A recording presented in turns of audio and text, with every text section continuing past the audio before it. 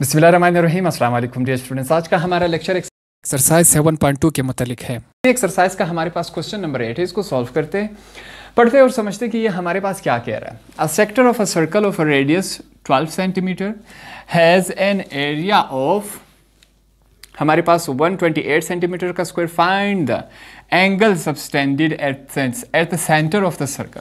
अब यहाँ पर सवाल वही है जिस तरह हमने पिछले क्वेश्चन सॉल्व किए थे, मगर फ़र्क इस दफ़ा कुछ यूँ है कि हमारे पास इस दफ़ा सेक्टर ऑफ अ सर्कल दिया गया है। ठीक है, हमारे पास सेक्टर ऑफ अ सर्कल दिया गया है। जो हमारे पास नहीं दिया गया है वो इस दफ़ा एंगल नहीं दिया गया है।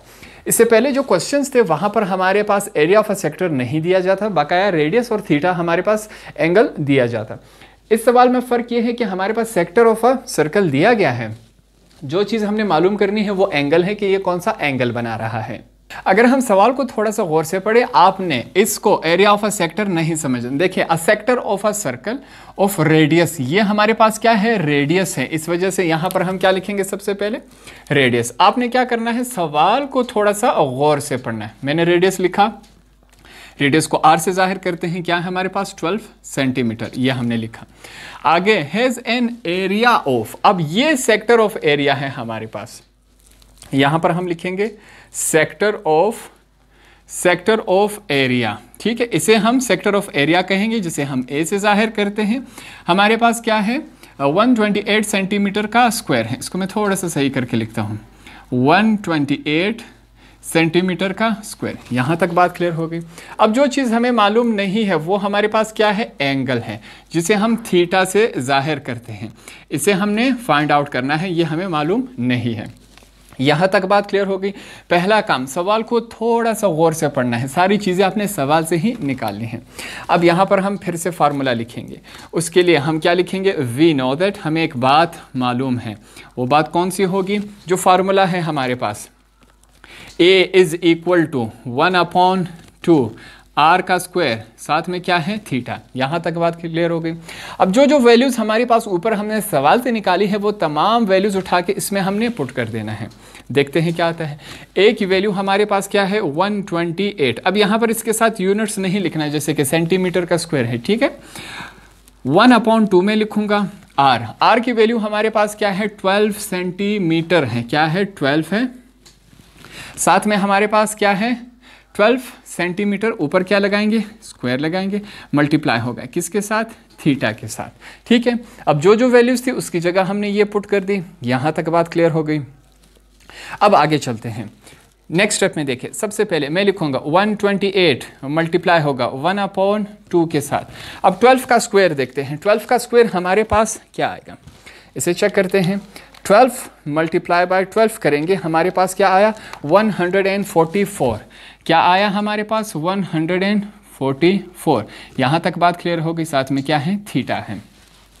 अब यहाँ पर हम क्या करेंगे, थोड़ा सा हमारे पास कैंसिलेशन हो रही है। किस फॉर्म में कैंसिलेशन हो रही है, देखें, 2 1 जार 2 हमारे पास 72 जार 144। देखें, 272 जार 144 आता है हमारे पास। यहाँ तक बात क्लियर हो गई। अब हम क्या करेंगे, 72 को 1 के साथ मल्टीप्लाई करेंगे, हमारे पास देखते हैं क्या आता है, बकाया वैल्यूज लिखेंगे।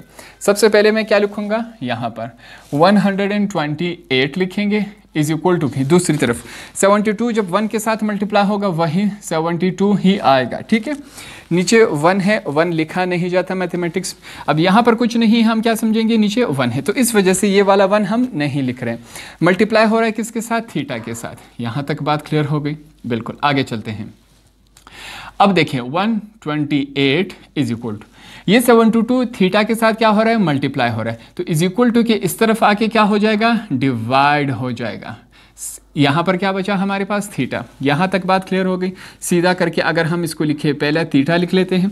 अब 128 को अगर हम 128 डिवाइडेड बाय 72 करें, हमारे पास वैल्यू क्या आई, 1.777 आपके पास इस तरह करता आ रहा है। ठीक है, अब हम क्या करेंगे, 2 ही 7 लिख लेते हैं, आगे हम नहीं करते, या 3 लिख लेते हैं आपके समझाने के लिए। ठीक है, अब मैंने आपको कहा था अगर पॉइंट के बाद कोई भी वैल्यू 5 से बड़ी हो, 5, 6, 7, 8, 9 कुछ भी आ सकता है, तो हम क्या करेंगे, साथ वाली वैल्यू में 1 ऐड कर देंगे। अब यहाँ पर तमाम में 7 ही है, आप तमाम वैल्यू भी लिख सकते हैं, वो भी सही तस्वुर होता है।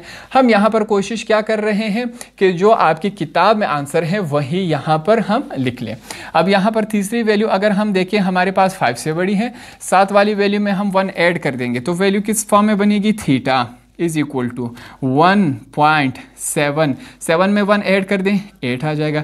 अब थीटा का हमारे पास यूनिट क्या होता है, थीटा को हम किस चीज़ में लिखते हैं, रेडियन, तो आपने यहाँ पर अब क्या लिख लेना है, रेडियन।